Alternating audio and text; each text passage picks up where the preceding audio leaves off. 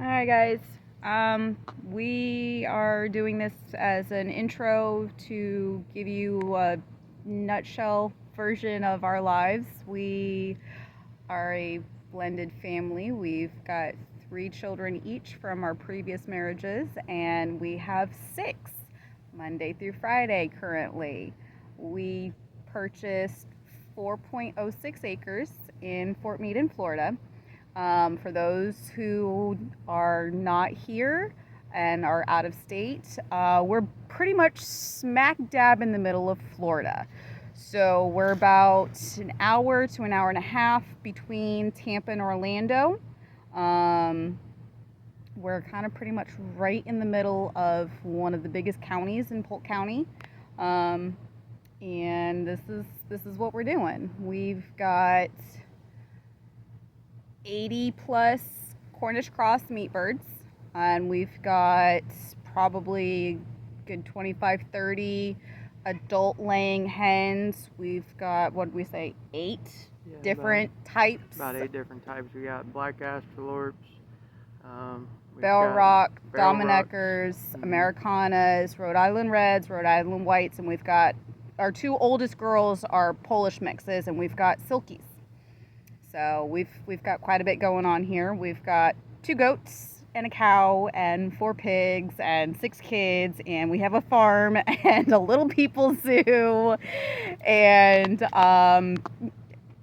it's organized chaos around here. It's definitely chaos. Our kids are from 10 down to 5. We've got 4 girls and 2 boys, and no sanity. None at all whatsoever. A lot of the reason we're trying to do a lot of this is it's kind of For them, but it's also for for our children. us. It's for our family because we never know what's going to happen the next day. I mean, the way the economy is, the way the food market is right now, and we're just trying to protect our families. But at the same time, we've been going to a church, and we started the farming program at the church, and it really, put more of a drive. I've always had a drive to farm. It's a passion that I've lived with my whole life, and obviously the good Lord has instilled that passion in me, or I wouldn't be so passionate to do it. I mean, I'm working myself to death trying to get this thing done, and so is she. And it's not even her dream, it seems like sometimes. Well, sometimes, but I've also, mom. Yeah. So that kind of takes precedence a lot of times. But, even growing up, I had container gardens and always outside doing something with earth. So, well, one of the things that, that was one of the reasons why, we fell in love with each other was because we both shared very, very much a passion of growing things, raising things, and, this is probably the most healthiest relationship I've had in my entire life. We work together in every aspect we can. Yes, I have to go to work every day right now because the farm's not turning enough profit for me to quit a job. So, and we bought the property almost 9 months ago, so we haven't even been here a full year, and we're low-key somewhat operational. Yeah. We're still trial and error some of this stuff. Some of this we're just experimenting with. Right now we've got some small crop plots in. Now, mind you, that little crop plot that me and her did about killed us. Hand-tilled. Hand-tilled. Hand-tilled. And it was all thick grass when we first moved in. We perfectly intended on building a YouTube channel originally, but we just got so busy with, the holidays coming around, and it just... Buying a house and holidays and kids and everything. There was a lot of factors into it, but my passion from the whole thing, other than, enjoying the work, doing it, raising the animals, raising the crops, my biggest thing is bringing the purest food I can back to people, because I am so sick and tired of seeing people sick. And that's what drives me. It drives me to produce really, really healthy foods that is better for people, like our eggs. Our yolks are almost orange, tangerine orange. I mean, they are dark orange. And our eggs are probably one of the most nutritious eggs you'd ever have.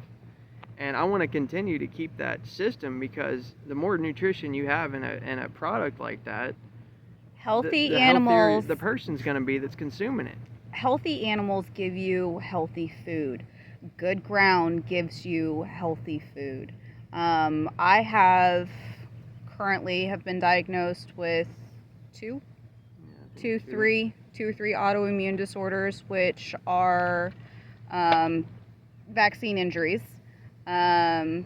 People don't want to talk about it, but it happens, you know.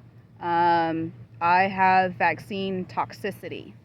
So all of the components of the vaccine my body didn't process. My body doesn't process a lot of like the foods that we eat.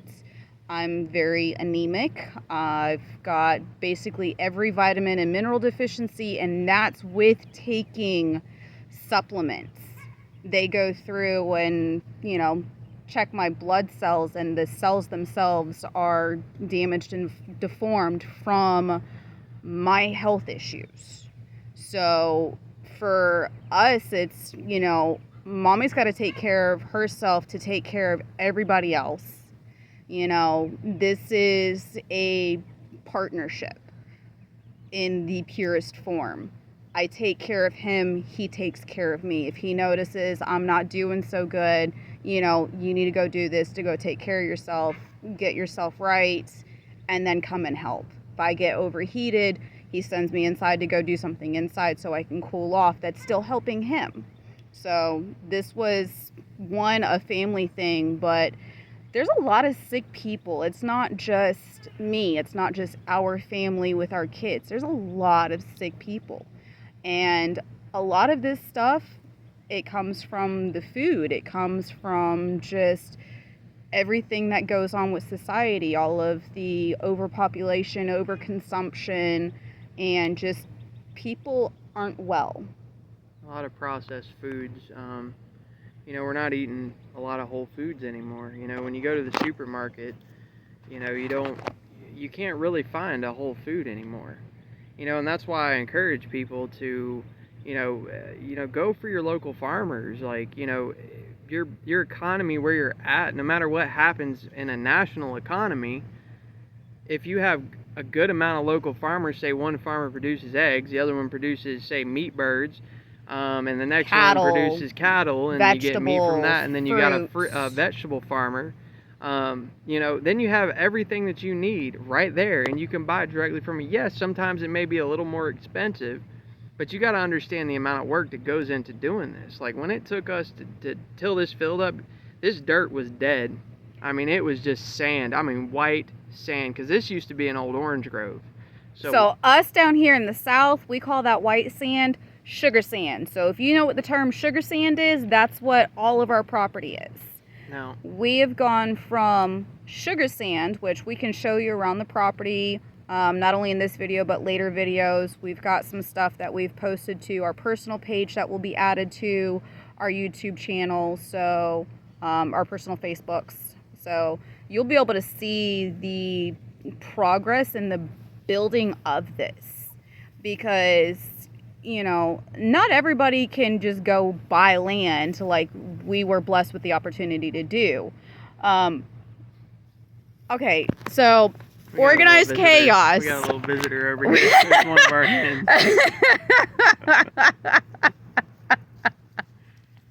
We're just chilling in the front yard, and chicken comes over to say hi, apparently. But it's a lot of this is real life. It's we started this whole farm thing, and we didn't have a bunch of money. I mean, we don't. I mean, we're pretty tight on money. Yes, I have a decent job. I make decent money. We make decent money, but it's not what I want to do for the rest of my life. I want to be home with my family. I want to farm because it's something I enjoy. What I do for a living, I don't enjoy. I just do it because I have to. And that's just not, and I'm away from my family for 40, 50 hours a week, and it's just, it's not worth it to me.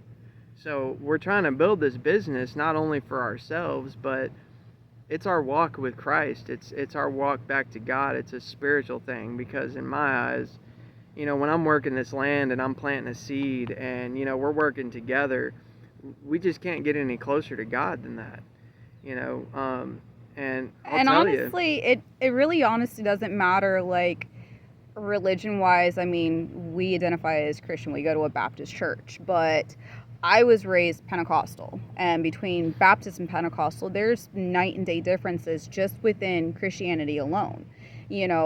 Whatever religion or spiritual belief you have, when you're working land, you can't control that, and that was given by whatever creator you believe in.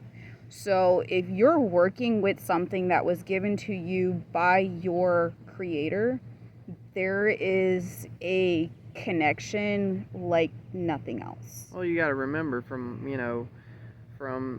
scripture, it says that we come from the earth and we return to the earth. Like, we were created from the earth, and we've lost that connection with nature now, and that's why we have so many of these terrible, like, storms and things that are going on in society. And there's people that don't even know what a seed looks like, and it's sad. And that's one thing that we wanted to teach all 6 of our children, is we want to teach them how to take care of themselves no matter what. We want them to be able to grow things. We want them to be able, and if they don't do that for when they get older, that's their choice. But I want to give them the opportunity to experience the spiritual connection that you can have with earth, and animals and God, because every life, every creation of God is a beautiful thing. The grass, all of this ecosystem works perfectly in a perfectly beautiful circle.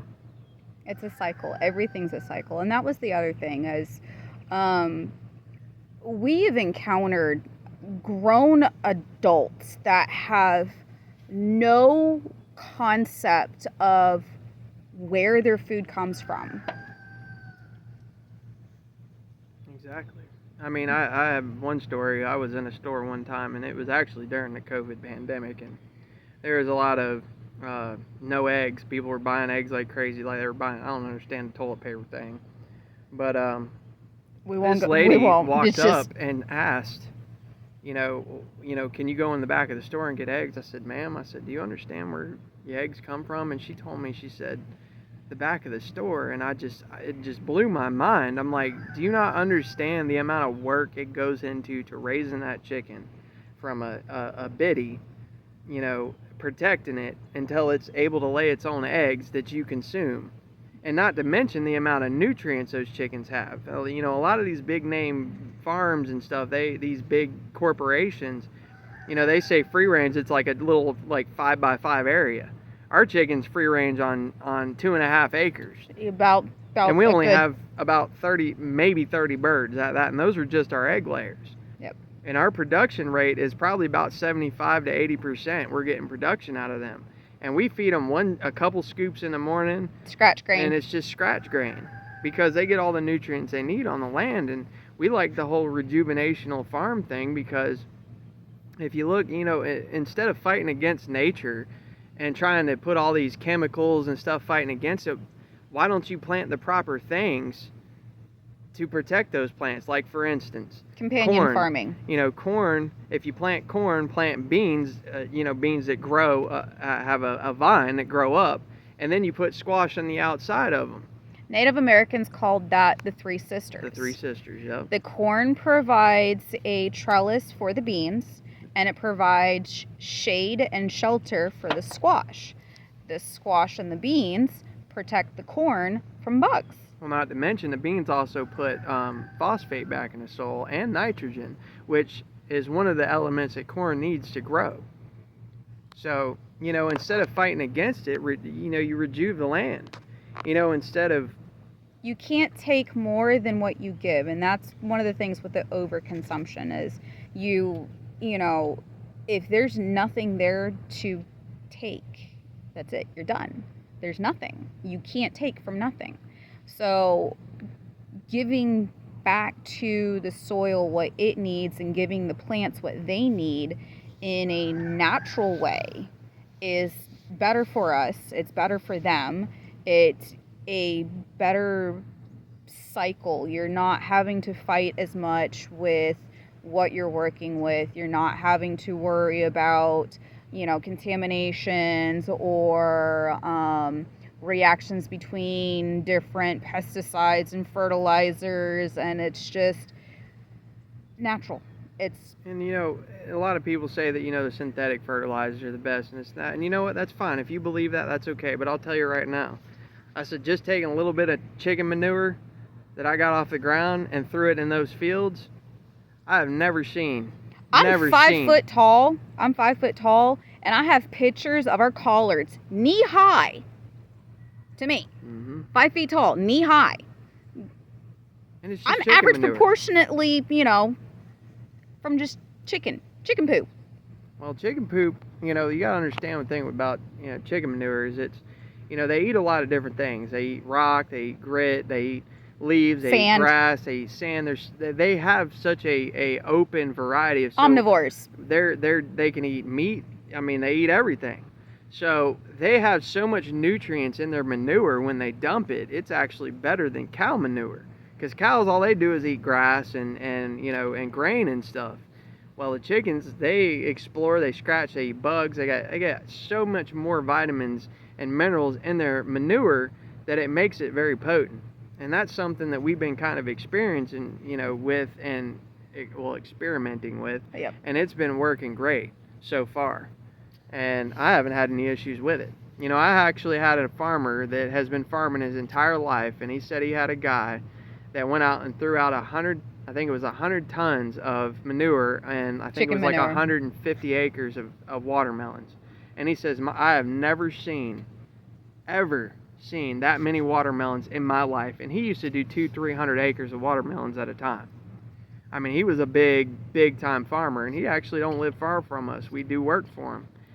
We've done some work for him at his place. We're actually working on his property right now. Before we moved here, a little bit of background, we ran and owned a carpentry business. General handyman type stuff. We did foreclosure bank work to keep the codes up if there was damage to the properties, or the lawn services. We've worked for places like CVS doing pressure washing and building maintenance to full-scale remodel for private investors. So, we've kind of, between the two of us, we've got a little bit of enough dangerous knowledge in almost everything to, Well, that's the thing too, is when jack of all trades, master of none. There's always something to learn. That's with me, like I'm a good carpenter. I don't enjoy the work. I'm a good mechanic. I don't enjoy the work. Now farming, on the other hand, there's just something about it. Yes, it's hard work, but you know what? It's oh, you can see our little tiller in the background there. Yeah, that little thing back that there drug me across the yard. He had to come and save me. That way. I've been banned from using about half of the machinery we have for that reason right there. Eventually we're hoping to maybe get a small tractor to where, because we really don't turn a ton of crops. Our land we're mostly trying to focus on the meat birds, egg production, because the chicken market right now is crazy. And honestly, with, Tyson going down and a lot of these big name corporations going under right now, Purdue, there's for the rest of you the price that of chicken's going through the roof. For some of you who do not follow along with current events, look up some of this stuff. It is crazy what is going on between the medical industry after COVID and the food industry because of COVID and all of the political stuff that's going on. Everything is haywire. So it's not just that either, too. Yes, it's a lot of it has to do with that. But to be honest with you, right now, the average farmer is 65 to 75 years old. What happens when our farmers are all gone and none of their children take on that farming business? They just sell it off. I mean, where are you going to get your food from? We'll still have the commercial industrialized farms, but you're not going to get a superior product. And that's what we're trying to do here. is when we start this business, it's going to be Pure Pasture Farms LLC. We're going to be right here in Fort Meade, Florida, right in the middle of Polk County, okay? And we're going to start off with local. Let's see, Florida, you know, we have a license that's called a Greenbelt. no, not that. Sorry. That's the tax registration. No, that's a tax deduction for having agricultural property. But we have what we call a limited poultry license. Yes, sorry. There we And go. a limited poultry license, we can dress up to 383 dressed birds. That means butchered, you know, packaged, everything. We just have to put our safe handling instructions on it, of course, you know, for the FDA to approve it. Keep it cold, cook it all the way. You know, cook it all the way, basically. Not to mention, you know, our egg production too. We can sell up to, I think it's 38 dozen eggs a week or something like that. It's ridiculous. And that's a limited poultry. Now, if we start getting a higher demand, we'll upgrade our license to a bigger operation. But just because we have 4 acres doesn't mean that we can't produce, you know, 2,000-3,000 birds. You don't need a ton of acreage to do pasture-raised chicken. For those of you who have no idea what urban farming is, look it up. You've got people who are in housing developments with less than a quarter acre turning, you know, thousands and tens of thousands, close to hundred thousands of dollars profit in some places. So land, honestly, you can container farm, like planting in containers. That's a thing that goes along with the urban farming, you know. This is our way of sharing what we know, our experience, what we learn, you know, with everybody else, because, you know, we're not rich by any means. No, we're very much poor, and you know what? Most of the stuff that we build is repurposed. Okay, I go on the side of the road, I pick stuff up. You know, I go into, you know, neighbors' houses. They say they want to get rid of all this stuff, and I take everything and I repurpose everything. Because right now, because we're starting up, we have to cut our costs as much as possible. Yes, I'm working a full-time job, but that only pays for our mortgage, that and it pays for the our bills. homeowner's insurance That and pays our the electric. bills. Like, it's not really paying for anything on the farm. The farm has to start turning profit. Okay, now we're starting to see a little bit of money come back. Now, we started this probably about, let's think about 6 or 7 months ago when we first bought the house. We've been here about, what, 8 months, 9 months? 9 months, Yeah. almost 9 months. You know, and that was a catastrophe trying to get all the paperwork done. And then we filed for our homestead exemption, and that was another mess. Oh, we're still fighting with the county on just, that one. You know, it's a mess. Everything, our lives can be summed up in one phrase: organized chaos. Hot mess, mom. You know, occasionally there's some curse words that get said in front of the children, and you know, it happens to the best of us. But you know, we're not perfect people, but you know, we strive to be Christ-like, and you know, we're trying to better our lives, and you know, the love that me and her share, and you know, us being together. And as even a our family, kids. It's beautiful, and even you our know, kids, you know, we were friends. Us were friends. I was very, very, very pregnant with my oldest right about the time that his ex-wife got pregnant with their oldest, and our exes worked together. That's how we all met and became friends. So our kids have been around each other since the day they were all born. So, you know, we're a blended family. That's the best way to put it. Our kids will fight each other, but they will fight somebody else if somebody else tries to mess with each other. Yeah, and that's the thing is, you know, everything kind of fell into place. You know, we both had very bad marriages, and you know, we really supported each other, and I think that's what really, you know, grew between her and I. Is, you know, when we were going through all the hard times, we were always there for each other. And you know, she was like my best friend. She still is my best friend. You know, I can't live without her.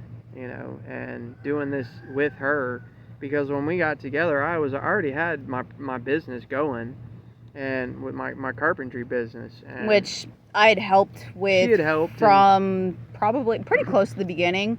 You opened that in what, 08, 09? I think it was about 2010. I think is when I opened it. Okay. officially because I was doing work, but I didn't have all the licensing and everything I needed. Subcontracting, basically. You know. But you started working for yourself at about what? Pulled the license for working About in 2010, yeah.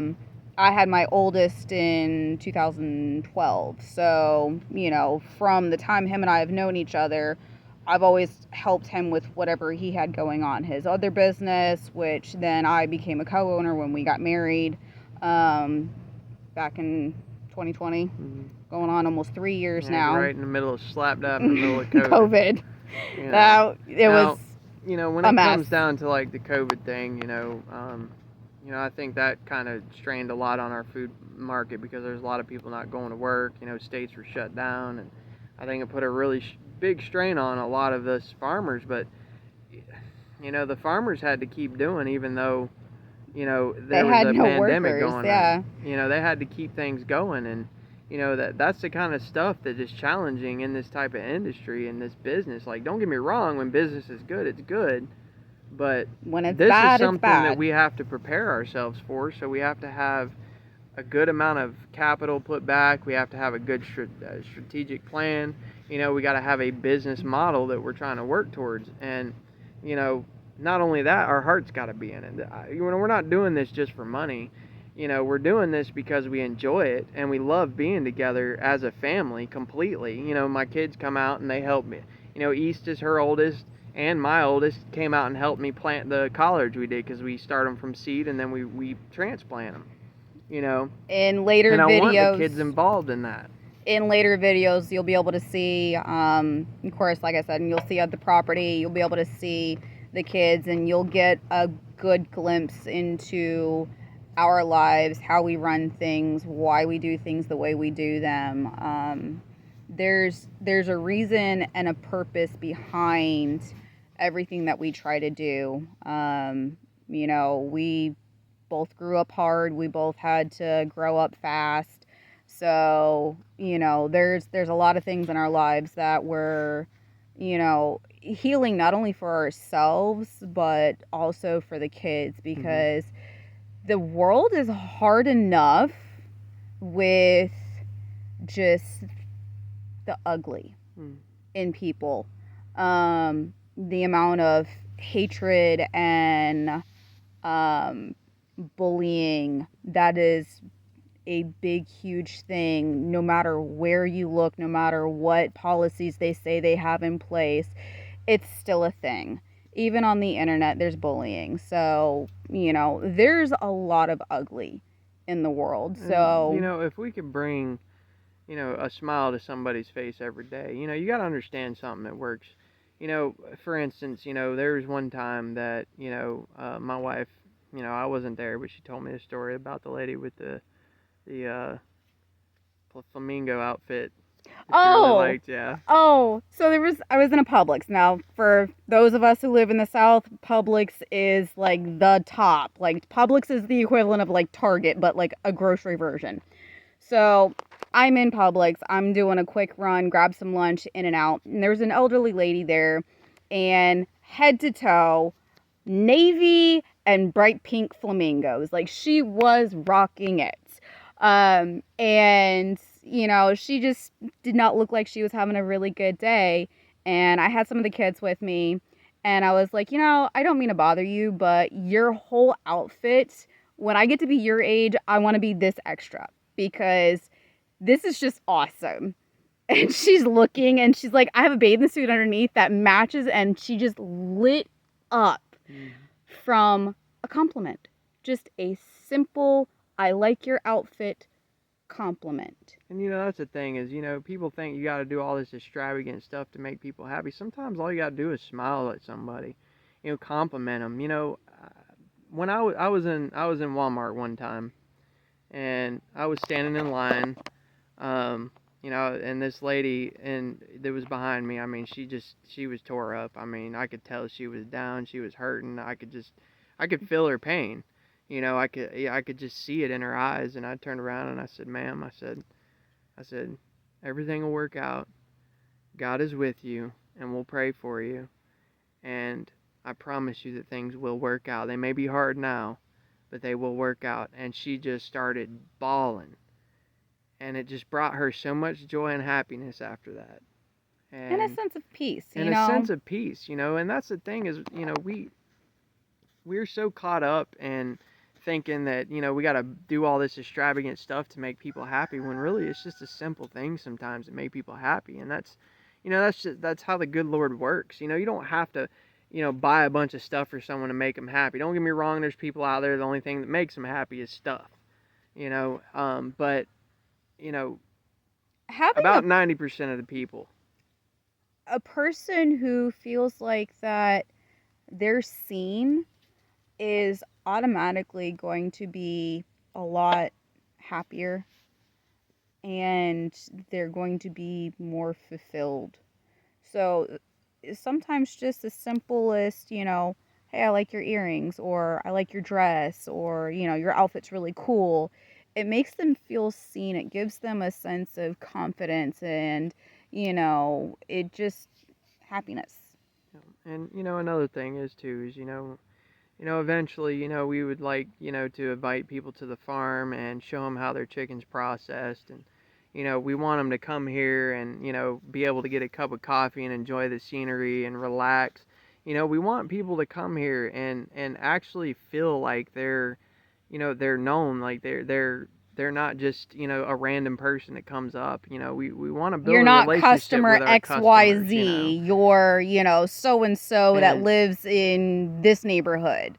It's connecting, not just with nature, but with people. But it's also a lesson on learning where your food comes from, what the process goes in, how much time goes into it. There's people out there that complain about everything, like, they'll complain because they don't like a certain thing or whatever, and, it is what it is. That's who they are. But at the same time, like, if they actually knew the amount of work, or had to do the amount of work it took to produce that product, they may change their mind if they actually had to do it themselves. It's not an easy thing. But knowing where your food comes from is a very important aspect, because if you don't know where it comes from, how do you know how healthy it is for you? How do you know there's not additives or chemicals, or you don't know none of that? Poison. It's just, you don't know. And bring in food, pure food that we can literally walk out in our field and harvest and cook for you right there on the spot. You don't get any fresher than that. And that's where we want to get eventually. I want to go out and butcher a chicken for someone and let them have a nice dinner out on the property and enjoy the beautiful view.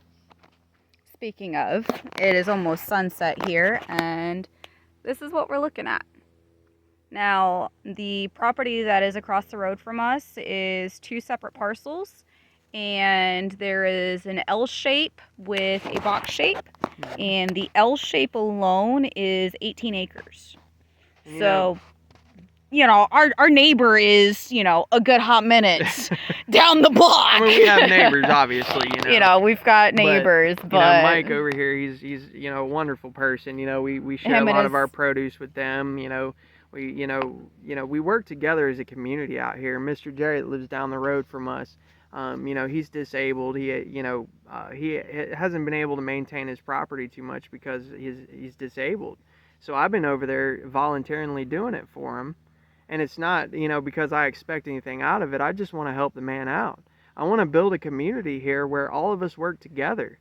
And that's the problem is people, they just don't know what a community is anymore. No. Everybody's for themselves, and they don't think, they think everybody's out to get them. When really there are good people out here that are trying to do good things, but if you don't give them a chance to do it, how are you ever going to see that light? Are we done rambling enough? Because our sun is setting, and I'm sure... It's been a beautiful day. It's also been a busy day. And a little hot. Yeah. So we're both a little... Florida. So, They don't call it the Sunshine State for nothing. Yeah. We get plenty of sunshine and heat. But... So right at about where that tripod watering spigot is, and that is a sprinkler. That is the property line between our house and the neighbor's house. This goes all the way back down. There is a fence between our property and the brick house back there. And of course, we've got our collards, carrots, we got broccoli. We just planted 2 different types of grapes here on the trellis. And we've got, okay, so this little field here has been more of a science experiment, let's just say. I would not even go that far because that requires planning. So with this field, like we said before, this whole property was a grove. So for those who don't know the process and what happens with groves is the groves pull so much nutrients from the ground that you end up with white sand. So this has been watered earlier, but darling love, if you would not mind, my hands are clean. Yours generally aren't. So we've been working on rejuvenating the soil, as we said. Now this here hasn't been rejuvenated as much as that one. Let's go over there to that other field because I've done a lot more work with that one. Now this one's on its way. As you can see, it's starting to get darker, but this was white sand. I got up where the tortoise, yep. we have gopher tortoises. They're protected down here. Me and some gopher tortoises almost threw some hands because they ate my sunflowers. I thought he had ran them over with the big zero turn. No. This is the color that the sand was when we first moved in. I mean, there's just no nutrients in that soil at all. Oh, look at our duckies. They're eating the mint. Yep. They like the mint. Wild mint. That's why we leave the wild mint out there. We don't cut it because the ducks eat it. Now, don't mind the trash and the stuff in the back. We're still cleaning the property up. The previous owners was an elderly couple, and I believe it was the husband that died, and the wife was renting this out. And of course, if anybody has done property management and rented, not everybody's very friendly. So it was been trashed, and we've been trying to clean it up for the longest time. So some of that is just from buying the property. Bring them over here. So this soil has been way more rejuvenated. This here, I've literally put so much organic matter in. Like, look how dark that soil is. I mean, it is just, it's beautiful. It is beautiful, beautiful soil, and it's getting better and better every day. Now, this patch here, we planted beets, but they didn't take for some reason. So, yes, there's a lot of weeds in it right now, but we also had these beans. You see, this is a bean. We tilled them in because they put phosphate back in the soil. I got and 1, nitrogen, 2, and they 3, resprouted. 4, 5, 6. You know, that's 7. that's how you know you got good soil. 8. But if you just look at this, I mean, it's just dark. I mean, that is beautiful, beautiful soil. And this was that white when we first moved in here. So I've done a ton of work trying to get the soil back right. Between that and then with this patch here, with all of the mixed greens, we've got mustards, rainbow char, collards, and 2 different types of squashes. Originally, when I went through, and this was supposed to be just squash, but the previous rotation, down here in the South, you do your greens when it's cooler and cold because that makes them sweeter with all the cold snaps and more tender, and it's just a little bit better. It's one of those, seasonal things. None of our seed had sprouted because the soil wasn't nutrient enough to support the growth. Well, not to mention, we didn't have anything sprouting, and then all of a sudden we took all the chicken manure out of the bitty pans when we were hatching or when we were raising them. All of the previous and we put it out there, and everything sprouted. Everything has started to sprout now that we're using the chicken manure from having the meat birds. So all of the seed from the 2 previous rotations that we attempted with this plot that did not grow have now sprouted. So, Bring that over here, baby. Like we said, everything's organized chaos around here. So, you can really look at the color of these collards, how nice dark green they are. These are some super healthy plants right here. Most of your store-bought collards, you go through and you trim the stems. Our stems are tender, believe it or not. These are actually very, very tender. I'll leave stems like that big, and just cook it all down all together, and you can't And even we got our tell. fateful mustard greens here. Mustard And greens. these are beautiful plants as well. And Squash. this is our squashes. We've got, this is one of our blooms that came off. So we've got several squashes already starting, and we are producing already. Oh, we got And bees. There's a bee right there. oh, I don't think I'll be able to get it on camera. We'll try. She's right there on that leaf. Yep. Yep, there's a bee. So I've got, like I said, I've always done container planting. So I've got containers everywhere with flowers. Mommy likes flowers. So Well, that's another thing we're doing. We're gonna produce nursery goods as well. You know, she loves her flowers. Marigolds are great. marigolds are very beneficial. Very beneficial. Pest away. So I would love for her to do a lot of them too. But she also, like right here, there are tomatoes. We're gonna probably plant about another 100 tomatoes, and these are gonna go on that back corner of that plot over there. Now we've got mint, lemon balm, rosemary. Of course, some of these three right here. These are store-bought. We've got an olive tree. We got some berry bushes. But I've got basil in here as well. Now, out here, there's wildlife. And a lot. And big. Like we were telling you guys, there's the neighbor behind us. They have the brick house. They, the wife that lives there, her name is Amy. And she shot a bobcat that was going after her horses. Oh no, she's going after her turkeys. Oh, the turkeys. Yes, Well, they also turkeys. have horses. Well, they got them on a different pasture right now, I think. Yeah. But anyways, predator was going after livestock regardless of what it was. And you're talking a few yards away, huge, like dog size cat. We've got a Beagle Catahoula mix. Her name is Daisy, or stupid. Dumbest smart dog ever. She's a good girl. She's just really high maintenance, and mommy's Hyper. very tiny, so she goes and mommy gets drugged behind her. So, but she's good at keeping the predators away. She barks a lot, so we really don't have. Seen her chasing hawks off before too. Have you ever seen a dog fly? We have chasing hawks. Hawks will fly off with a full-grown chicken.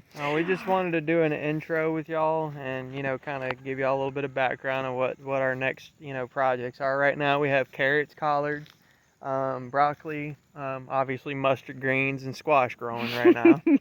I like to call them squishes just because it's fun with the kids. We are going to make another field on the back part of our property because there's some cleared land there. See, the only problem we have with this land here is it's got a lot of oaks on it. In the middle. Right around the house. So all of these trees, yeah, that's all of our property.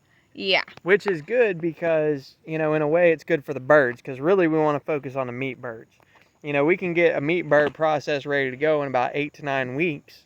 And Depending these are Cornish on... crosses. These are the big, big chickens. I mean, these things, they get some weight on them, and they're not fat. They're very meaty chickens. They're heavy. And, and the They way we thick. raise them is we want to keep them moving across the pastures, but eventually, That's called chicken tractors. yep, eventually what we want to do is out here in these fields, when we go to till, we'd like to run the chickens out here, then run the pigs behind them, because the pigs will till it up and move the soil real good, and they they'll root and they everything dig. up. Loosens everything And then you go up. through with a tiller and till the rest of it in, and then you plant your crops. And that's what we really want to get, going there. But at the same time, we got to get her herb garden going, because we do want to try to sell some fresh herbs, because fresh herbs are always nice. You can buy dried herbs all day long, and they just do not have the flavor like a fresh herb does. Well, not only that, between the flowers, like we were saying, marigolds, that's a really good companion for pretty much everything. Keeps pests off, We had some rabbits and the tortoises getting into our broccoli greens. We do microgreens on top of the regular stuff, and just as an experiment, we threw the microgreen seed out into the field to see how big it would get and what it's going to do. Well, we had rabbits getting coming in and eating it. So my potted basil, we went and put around And the it broccoli. seems like rabbits have left it alone, since then. They haven't gone in there anymore. But the fact of the matter is like They're we gotta going in with work the goats and yeah. eating. They're eating the goat feed now. we but we gotta try to work with nature, because instead of working against it, let's try to work with it. And that's why I want to run the chickens across the pasture fields, and I want to run the pigs eventually. We got coon pigs. They're a very very good multi-purpose pig. Their meat is real nice and marbled. I mean they're you very can good render pigs. down. You render down fat. You can use that for soap making. Mhm. You can use that for lard for cooking processes. If you go through and you have to refine it. Basically, it's cleaning it. And one of the hardest things, like, with us is, going through the slaughtering process. Like, I don't want to take a life. It bothers me every time. But at the same time, we give these animals a life, and we respect these animals, and we use every bit of these animals because that's the way God intended it to be. You give them a good life. We give them a good life. You give them, good, healthy, happy life, and you use every bit of that animal. Mhm. Once you go through and slaughter. You process every bit of it, and you don't waste. We have, I have a lot of Native American, and I got Chi Indian, multiple different types, but I'm also Irish and whatever else. I'm pretty much mutt. But at the same time, like, my connection with the earth, my love for any type of living thing, it's hard for me to do it, but I know I have to, because if you can't kill a chicken and process it, you shouldn't be eating chicken. It's just that simple. Now, going through that part of it is always hard for me, taking a life of a bird or a life of anything, really, a pig, whatever. But at the same time, like, as long as we respect that animal and give that animal a good life, and we say a nice prayer before we take that animal's life, that the Lord will receive that soul. Thank the animal, thank our Creator. Thank our Creator for giving us this animal and this food that we can put in our stomachs. And it's not just us either. I mean, it's everybody. It's we're for doing everyone. this for our community. And our community doesn't just have to be in Fort Meade, Florida. It could be, in Pinellas County. It could be anywhere in Florida. But at the same time, like, we want to reach out to the community that we have right now, and get, because it's local. And a lot of our feed, if we get feed, we try to buy Knight's Feed, which is a feed company. It's kind of local. It's about 2 hours, 2 hours from us, about an hour and a half, 2 hours. Yeah, okay. It's in Bushnell, Florida. Yeah, it's about 2 hours so north. It's about an hour and a half, 2 hours to get there. It's the next county over. Like I said, Polk County is one of the biggest counties in Florida, so it's the next county above us. And we're trying to support a local feed mill, because we want that feed mill to stay open, because they're giving us a good product and they give it to us at a good rate, and we're supporting our community again. And that's why it's important for people to focus on their community and try to buy from local farmers. I understand it may cost another $1 or $2, but you got to understand that it's hard for us to compete with people, these big corporations that have so much money backing them, but you're getting an inferior product in the end. You get what you pay for. Isn't that the old saying, you get what you pay for?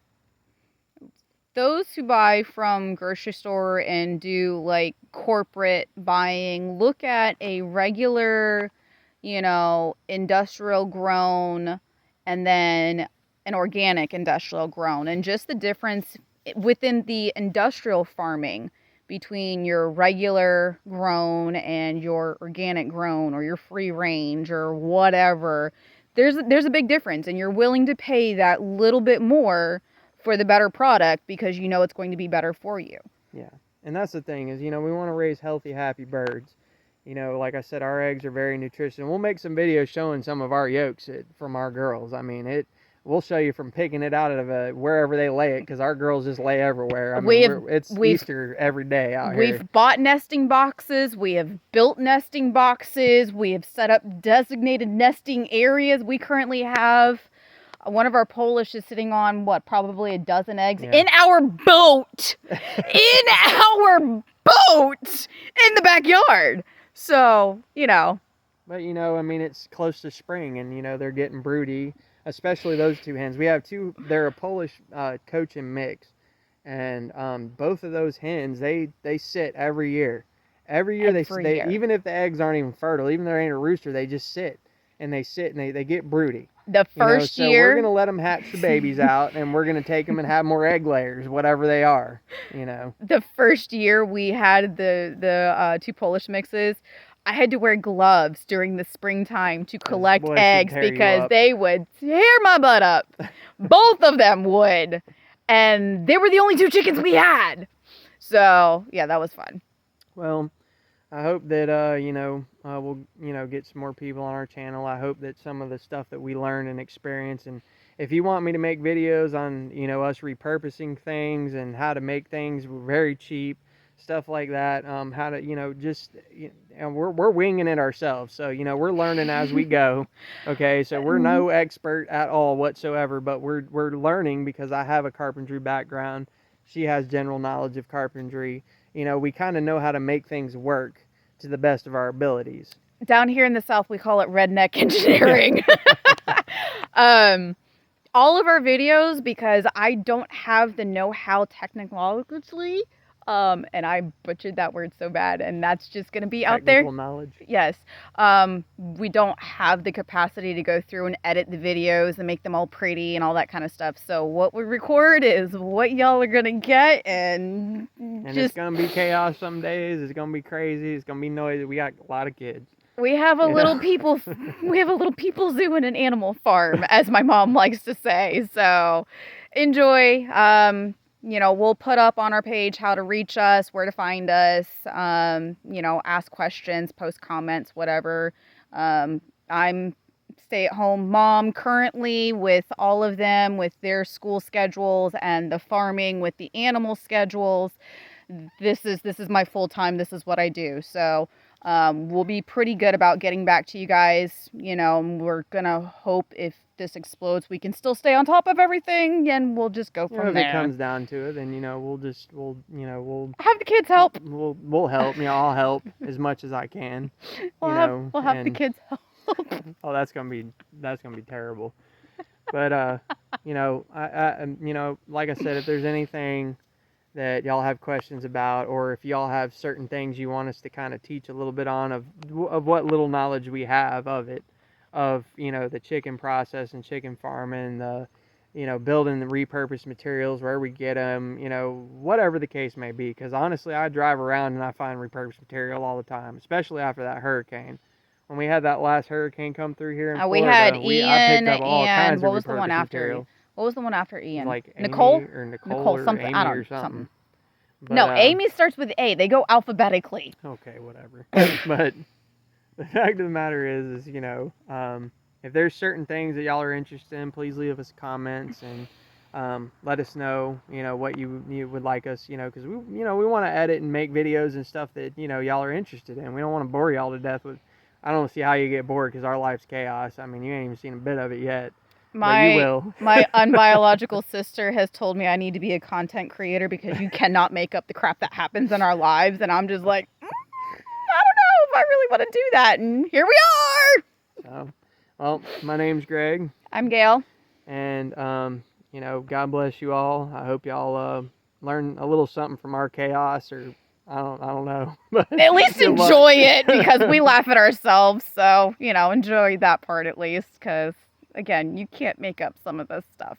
Well, y'all have a good one. God bless y'all. We'll see you again soon. All right.